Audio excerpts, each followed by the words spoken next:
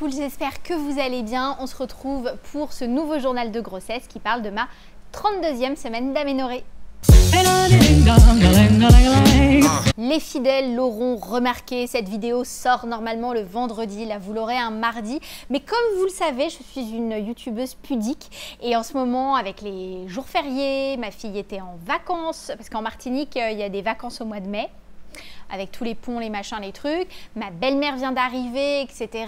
Donc du coup, il y a eu beaucoup de changements à la maison, beaucoup de bouleversements et tout. Et moi, je n'arrive pas à enregistrer quand on me regarde. Voilà. En plus, j'enregistre mes vidéos dans mon salon, donc en plein cœur de vie, de trucs, de machins.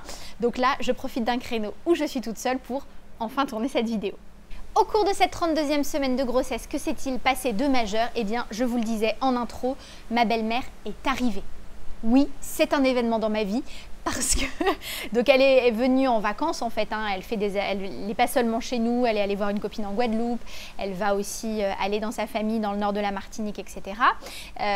Voir ses sœurs, ses frères et tout ça. Mais elle passe le plus clair de son temps avec nous et franchement elle est d'une grande aide parce que ma belle-mère se lève très très tôt le matin. Donc elle est déjà levée, douchée quand ma fille se lève à 6 heures. Je ne juge pas les habitudes des gens quand ça m'arrange. C'est vraiment une lève tôt. Elle nous file un coup de main sur la cuisine, elle est venue avec plein de bouffe, elle fait des petites courses pour nous et elle s'occupe beaucoup d'Alma.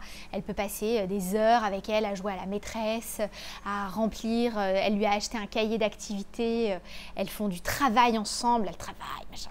Enfin vraiment c'est super cool quoi. Ce matin, typiquement Alma reprenait l'école après les vacances, pendant que je me préparais, bon d'habitude Alma joue seule, mais là elle jouait avec sa mamie. Enfin voilà, c'est quand même assez sympa. Puis ce matin, je me suis levée, le linge de la veille était plié. Ce genre de petits moments un peu magiques. Non, franchement, ça fait du bien d'avoir de l'aide, ça fait du bien d'avoir du renfort. Et c'est un vrai soulagement. Autre soulagement, c'est la poursuite de mon traitement au magnésium. Je vous l'avais dit, hein, mon gynéco m'a donné des ampoules de magnésium à prendre 2 fois par jour pour soulager un petit peu mes crampes au mollet la nuit. C'est vrai que j'ai encore un petit peu des crampes, c'est vrai, mais plus aussi fortes que celles que j'avais pu avoir avant et ça m'aide à mieux dormir. D'ailleurs, ça fait quelques nuits que je dors mieux parce que j'avais eu une phase aussi...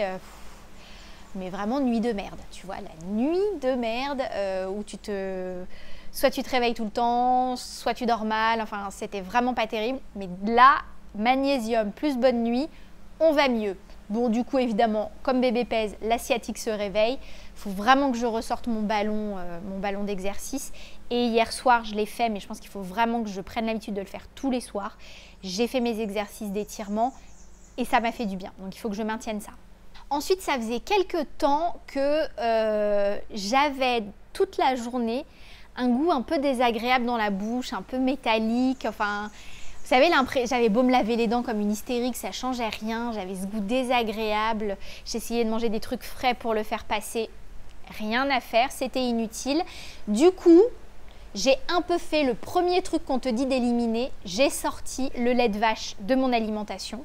Donc j'ai remplacé les yaourts nature que je consommais jusqu'à présent par des yaourts de brebis ou de chèvre. Je consomme du lait végétal quand j'ai envie de lait, par exemple avec mon muesli ou des choses comme ça. Et je dois dire qu'au bout peut-être d'une semaine, ouais, une petite semaine, le sale goût dans la bouche a disparu.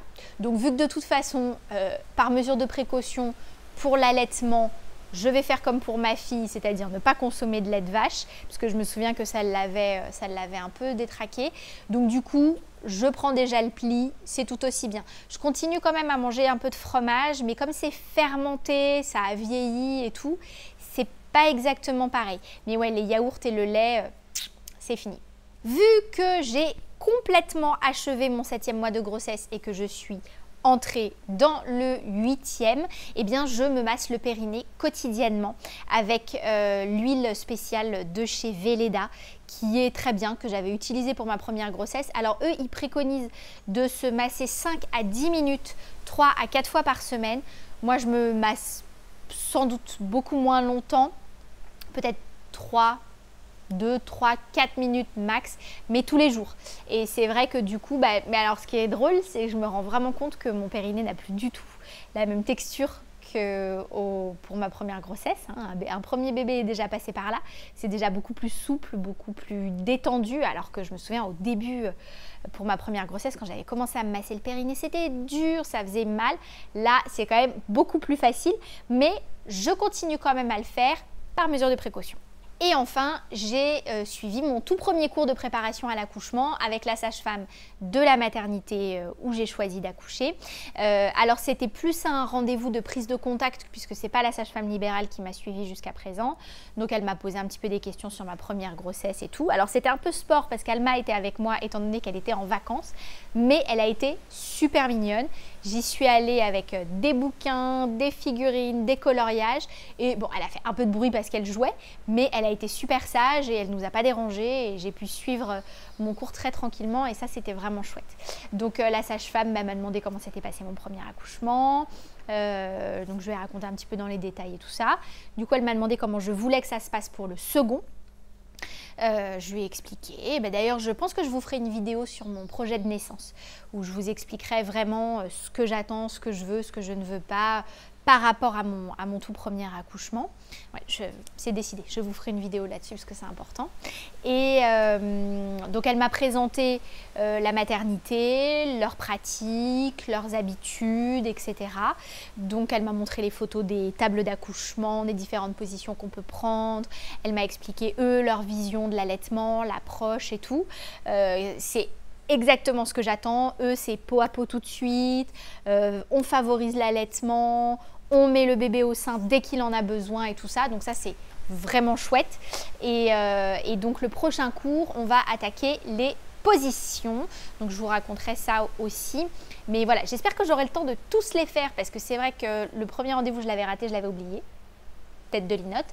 Enfin, c'est vrai que je l'avais oublié, mais c'était la veille du jour où je pensais que c'était, en fait. Dommage. Erreur. Dori, quand tu nous tiens. Et voilà, donc normalement, on a 10 cours de préparation à l'accouchement. Donc là, on est mi-mai.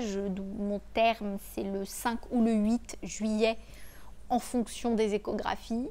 Donc, on croise les doigts pour que j'ai le temps quand même d'en faire un maximum.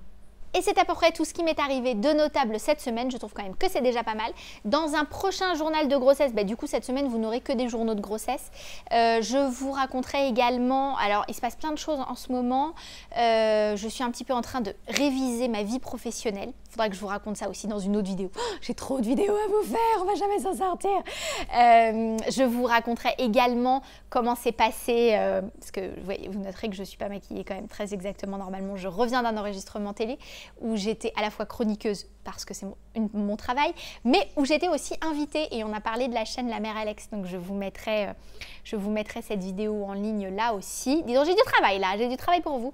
Et qu'est-ce que je voulais vous dire? Oui, et prochainement, donc à venir, je vous raconterai un petit peu le renouveau de ma vie pro et mon rendez-vous chez l'anesthésiste. Que je vais avoir rendez-vous chez l'anesthésiste aussi, je dois faire des analyses, enfin j'ai des trucs à faire.